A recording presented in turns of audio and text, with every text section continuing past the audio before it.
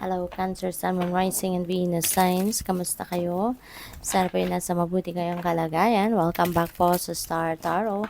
At kung bago kayo rito, welcome din po kayo. Please subscribe, like, share my videos, and leave me a comment po kung naka-resonate kayo. Thank you.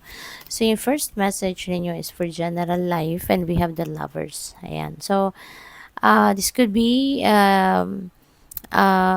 pwedeng ang iba sa inyo dito, baka papasok kayo sa isang bagong love and romantic relationship. Baka merong naliligo sa inyo or meron kayong nililigawan.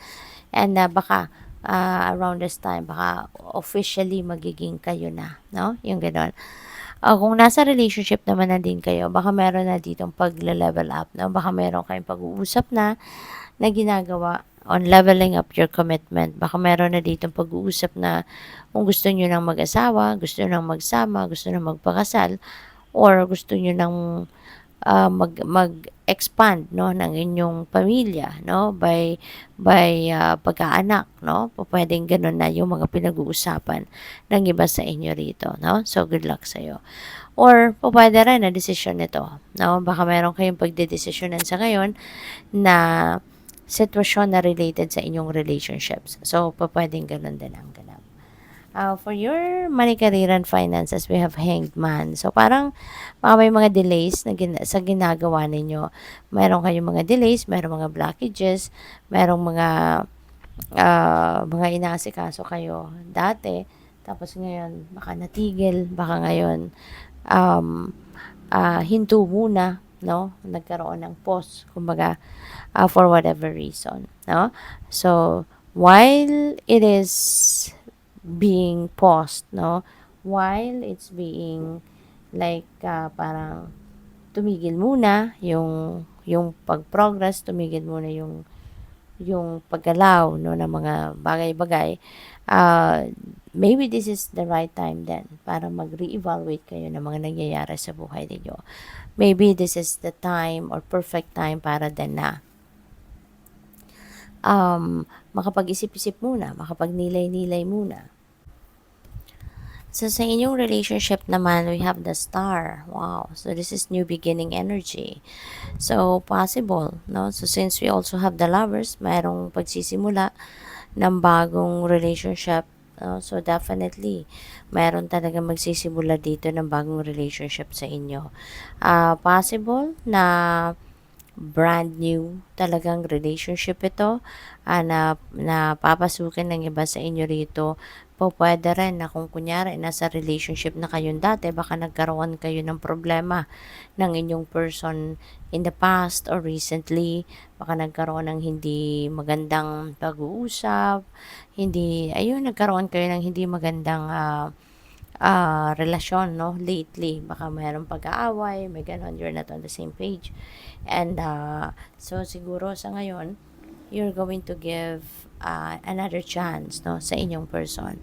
Maybe you're going to give your person another chance para makabawi sa'yo, 'di ba? Or baka bibigyan mo din, no, yung inyong relationship itself ng opportunity para makapagsimula kayong muli, para makapag-reset kayo, kumbaga, no, ng inyong relasyon. So, baka, 'di ba? Minsan kapag nanggaling sa away, nanggaling sa hindi pagkakaintindihan, pag nagkakaayos, napapatch up, mas nagiging stronger ang relationship. Mas nag-e-effort ang bawat isa na mas maging maganda, mas maging harmonious, mas maging loving, 'di ba, kayo sa isa't isa. Kaya po pwedeng ganun ang mangyayari rito, no? You will be illuminated, no? Kung ano ang dapat na mas gawin ninyo para mas maging maayos ang inyong relationship. Kaya good luck sa iyo. So, kuha tayo ng clarifiers dito. And by the way, maraming salamat muna for subscribing, no? And if you haven't subscribed yet, subscribe na po kayo. Thank you. So, sa lovers, we have the lovers. Napakaganda naman. So, probably, magiging punong-puno kayo ngayon ng pag-ibig talaga.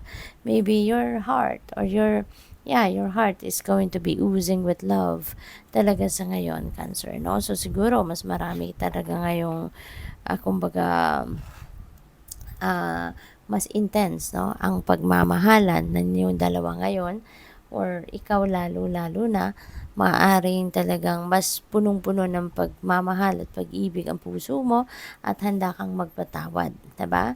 Handa kang magpatawad, handa kang magbigay ng bagong pagkakataon, lalo-lalo na kung yung nabanggit ko kaninang sitwasyon ay yung sitwasyon na medyo nagkaaway kayo, may hindi kayo pagkakaintindihan with your person.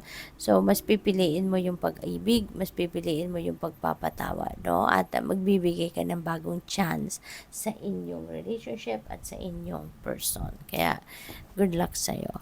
Sa Hanged Man naman, we have Six of Cups. Okay?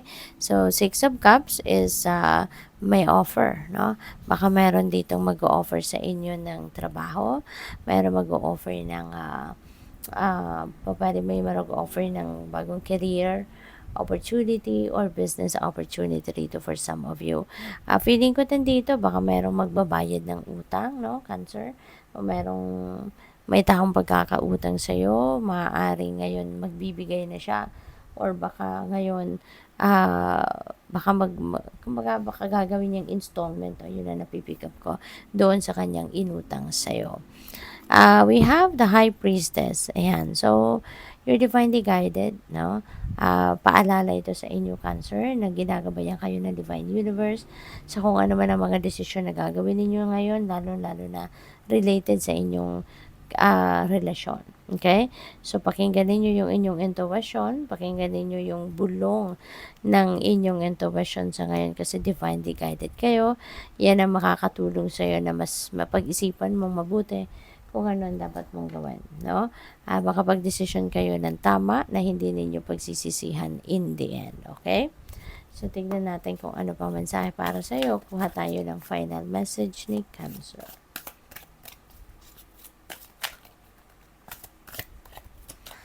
We have forgiveness. Ayan. So, may pagpapatawad talaga dito na magaganap, no? Kasi mas pipiliin mo nga yung pagmamahal, no? Your heart is going to expand ngayon with love. Kaya, mas matatabunan ng pagmamahal, no? Ng pag-iintindi, ng understanding, consideration, yung galit, yung resentments, no? And you are ready to forgive. Sabi dito, holding on to resentments and anger is preventing or even suffocating your spiritual growth. Resentment is one of the strongest and most damaging of human emotions. The act of forgiveness in its own right is equally incredibly powerful, and it has the capacity to heal and transform. Ayan. Kaya mas pipiliin mo na magpatawad, no? So, good luck po. Thank you for watching. Love and light. Namaste.